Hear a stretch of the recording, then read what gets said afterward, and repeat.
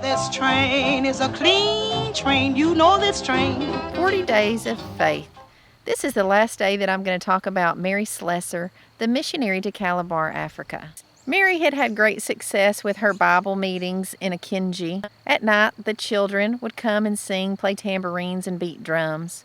And the local people would sing the English and Scottish hymns with great enthusiasm. But one night, Mary heard a commotion after the Bible meeting. She heard people cheering and shouting, and then she heard a piercing scream of a woman. She ran to see what was going on, and within the circle of people lay a naked woman tied down by her hands and feet.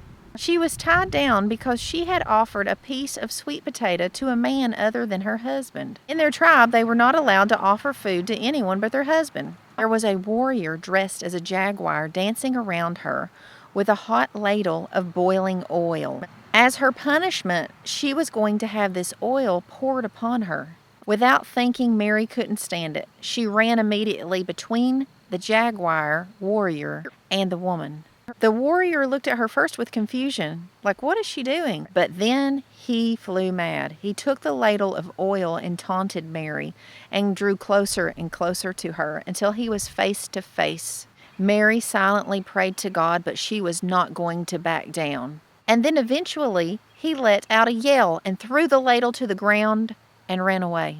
Whole village was in shock. A tiny red-headed white woman had stood up to a warrior. Mary quickly went and talked to the chief, but he would not listen to her or respond.